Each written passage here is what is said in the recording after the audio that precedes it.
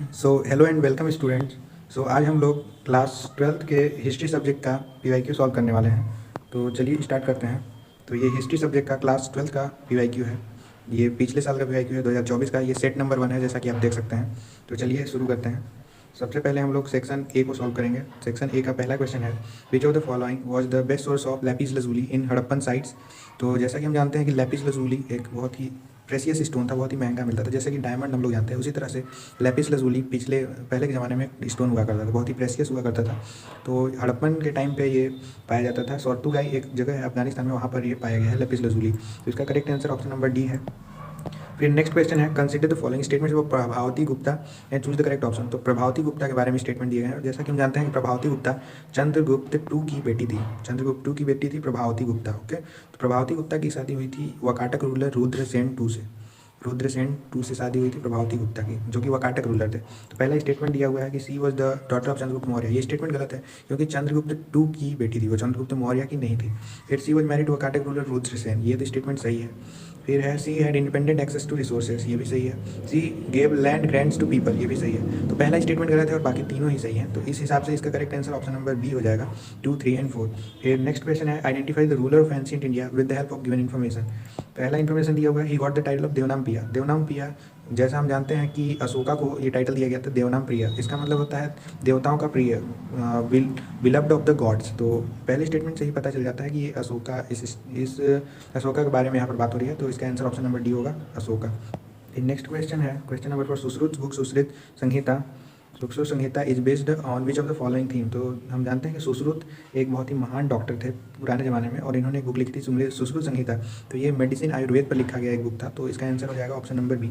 फिर next question है, match column 1 and column 2। तो कॉलम 1 और कॉलम 2 को मैच करना है। तो यहाँ पर एम्प्टी सीट दिया हुआ है। पहले एम्प्टी सीट सिंबलाइज करता है महापरिनिर्वाण को। महापरिनिर्वाण का मतलब होता है बुद्धा का डेथ। जब बुद्धा का डेथ हुआ उसी को महापरिनिर्वाण कहा जाता है, और एम्प्टी सीट से इसको सिंबलाइज किया जाता है।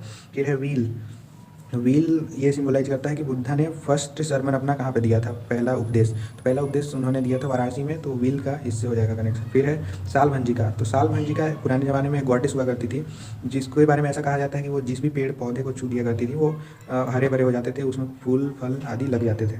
तो इसका हो जाएगा ऑस्पीशियस सिंबल। इसको ऑस्पीशियस सिंबल की तरह माना जाता था। फिर है गजलक्ष्मी, गॉडेस लक्ष्मी की तरह ये भी एक गॉडेस थी, जो कि सिंबल ऑफ गुड फॉर्चून थी। तो इसका मैचिंग किया जाए तो इस तरह से होगा, एम्प्टी सीट हो जाएगा महापरिनिर्वाण से।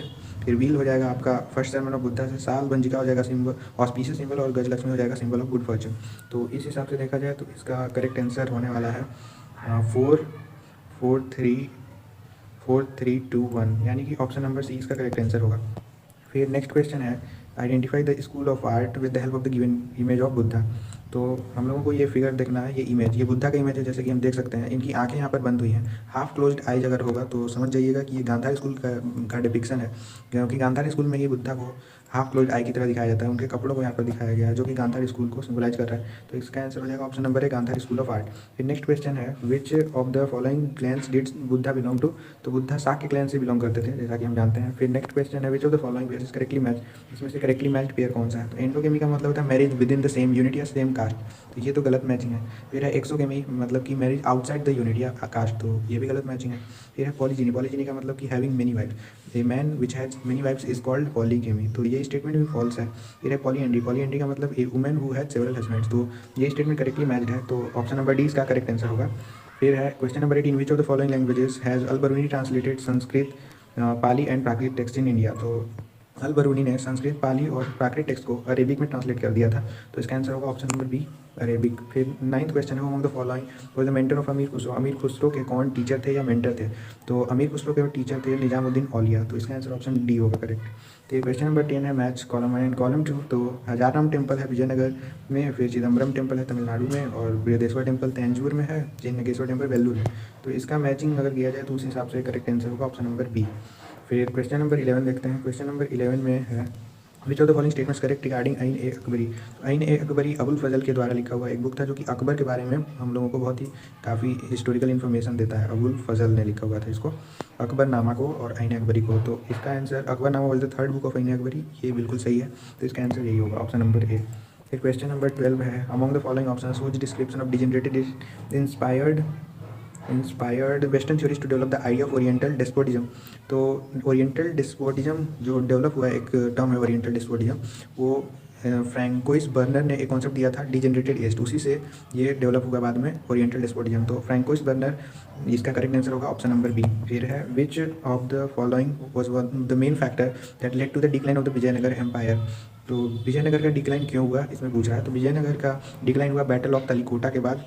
एक बैटल लड़ी गई थी 1565 में जिसका नाम था बैटल ऑफ तलीकोटा, बैटल ऑफ तलीकोटा 1565। इसमें अपोजिट साइड में थे बीजापुर, अहमदनगर और गोलकोंडा के जो रूलर थे वो थे, और एक साइड में ये थे विजयनगर एम्पायर के रूलर देवराय। तो इसमें देवराय हार गए थे और विजयनगर एम्पायर डिक्लाइन हो गया था। तो इसका आंसर हो जाएगा defeat by Bijapur, Ahmednagar and Golconda in Talikota, ये करेक्ट आंसर होगा। फिर क्वेश्चन नंबर 14 है match 1 and match 2। Match correct profile किससे मैच हो है उसको मैच करना है। तो मुगल एम्पायर में, मुगल पीरियड में हम लोग देखते हैं कि मुजरिन एक टर्म था, एक मुकद्दम टर्म था। मुकद्दम तो विलेज हेडमैन को कहा जाता था, तो ये रॉन्ग मैच हुआ है, तो ये गलत है। उसी तरह से बाकी ये सब भी गलत है। और मुजारियन का मतलब होता है पीजेंट, पीजेंट होता है, तो ये स्टेटमेंट करेक्टली मैच है। तो ऑप्शन नंबर डी इसका करेक्ट आंसर हो जाएगा। फिर नेक्स्ट है क्वेश्चन नंबर 5। तो ये नेक्स्ट क्वेश्चन जो मैचिंग वाला है, जो मैचिंग नहीं है, ये क्रोनोलॉजिकल ऑर्डर में इसको अरेंज करना है, सॉरी। तो क्रोनोलॉजिकल ऑर्डर में अगर अरेंज करेंगे तो सबसे पहले सनसेट लॉ आया था लॉर्ड कॉर्नवालिस के टाइम पे। तो सनसेट लॉ आया था 1793 में, जैसे कि आप यहाँ पर देख सकते हैं। फिर उसके बाद सांथल रिविलियन हुआ था 1855 में। तो सनसेट लॉ के बाद जाएगा सांथल रिविलियन, 2 पहले होगा फिर 3 होगा। तो 2, 3 ऑप्शन नंबर ए में है। फिर उसके बाद लिमिटेशन लॉ आया 1859 में, बॉम्बे डेक्कन राइट आया। तो इस हिसाब से करेक्ट आंसर ऑप्शन नंबर ए इसका हो जाएगा। फिर क्वेश्चन नंबर 16 है match column 1 and column 2। Lord Wellesley को हम लोग जानते हैं कि इन्होंने सब्सिडियरी अलायंस को लॉन्च किया था, लाया था। तो इसका ऑप्शन नंबर बी से सेकंड से मैच होगा। फिर लॉर्ड डलहौजी लाए थे डॉक्ट्रिन ऑफ लाइफ, जो कि एक एनेक्सेशन पॉलिसी थी, तो इसका 1 से मैचिंग हो जाएगा। फिर है लॉर्ड बेंटिंग, इन्होंने सती प्रथा जैसे रिफॉर्मेटिव पॉलिसी लाई थी, सती प्रथा को बैन किया था, तो इंट्रोड्यूस रिफॉर्मेटिव पॉलिसी, इसका मैचिंग होगा। लॉर्ड हार्डिंगे ने ग्रीस्ड कार्टिजेज लाया था, इंट्रोड्यूस ग्रीस्ड कार्टिजेज, तो इसका 3rd से मैचिंग होगा। तो इस हिसाब से इसका करेक्ट आंसर हो जाएगा 2, 1, 4, 3, ऑप्शन नंबर सी इसका correct answer. Then next question, question number 17, assertion and reason. तो अजर्सन ये हुआ to broaden the non cooperation movement, Gandhi ji had joined hands with the Khilafat movement. Gandhi ji एक बहुत ही विजनरी माइंडसेट के लीडर थे। उन्होंने सोचा कि अगर खिलाफत मूवमेंट और नॉन कोऑपरेशन मूवमेंट यानी कि हिंदू मुस्लिम अगर एक हो जाए तो कॉलोनियल रूल को बहुत ही जल्दी हटाया जा सकता है। तो Gandhi ji hoped that coupling non cooperation and Khilafat could collectively bring an end to colonial rule. तो ब्रिटिशर्स इसे जल्द ही इंडिया को छोड़कर चले जाएंगे अगर हिंदू मुस्लिम एक हो जाए तो दोनों ही स्टेटमेंट यहाँ पर करेक्ट है और दोनों रीजन भी सही है, एक्सप्लेनेशन भी सही है। तो इसका आंसर ऑप्शन नंबर ए हो जाएगा। फिर क्वेश्चन नंबर 18 है who among the following members of the CA constituent assembly made a strong play for Hindi to be use as the language of the constitution making. तो कॉन्स्टिट्यूशन जब बन रहा था तो कॉन्स्टिट्यूशन मेकिंग में हिंदी लैंग्वेज को use किया जाना चाहिए, ऐसा कहा था RV ढुलेकर, जो कि एक यूपी से एक स्ट्रॉन्ग लीडर थे, उन्होंने ऐसा प्रस्ताव रखा था। तो इसका आंसर हो जाएगा option number A RV Dhulekar. Question number 19, which one of the following significant criticism of the permanent settlement. Permanent settlement जब आया था तो जमींदार को परमानेंट राइट मिल गया था लैंड पर, जो लैंडलेस लेबर थे उन लोगों का एक्सप्लॉइटेशन हो रहा था और जमींदार का पावर बढ़ गया था। तो इसका ऑप्शन नंबर ए जो दिया है, जमींदार got the right permanent rights on the land, ये इसका एक स्ट्रॉन्ग क्रिटिसिज्म है परमानेंट सेटलमेंट का। Who among the following rebels took over the bungalow of the British official and turned into a hall of justice to settle disputes during the 1857 in Uttar Pradesh.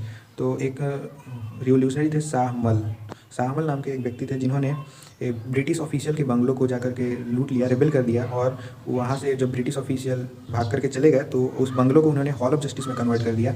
Hall of justice में क्या होता था कि वो वहाँ पर लोगों को, जो ज़रूरतमंद लोग थे उन लोगों को जस्टिस दिया जाता था। तो कौन ऐसा किया था कि बंगलों को लूट लिया था और फिर हॉल ऑफ जस्टिस में कन्वर्ट कर दिया था। तो इसका आंसर हो जाएगा शाहमल, ऑप्शन नंबर ए। फिर क्वेश्चन नंबर 20, ये लास्ट हमारा MCQ है सेक्शन ए का, तो इसको हम लोग देखते हैं। Legislature elected under the government of India act 1935 operated with in the framework of. तो लेजिस्लेचर जो आई थी 1935 एक्ट के बाद, वो किसके फ्रेमवर्क में काम कर रही थी, तो वो कॉलोनियल रूल, जैसा कि हम जानते थे ब्रिटिशर्स के रूल में ही वो काम कर रही थी। तो इसका आंसर हो जाएगा option number C, colonial rule. अब नेक्स्ट सेक्शन है हमारा ये सेक्शन बी, जो कि है शॉर्ट आंसर टाइप क्वेश्चन, तो इसको हम लोग बाद में देखेंगे। तो आज का हमारा ये जो PIQ था वो कंप्लीट हो चुका है। तो आपको ये वीडियो अच्छा लगा होगा वैसा मैं आशा करता हूँ। Thank you for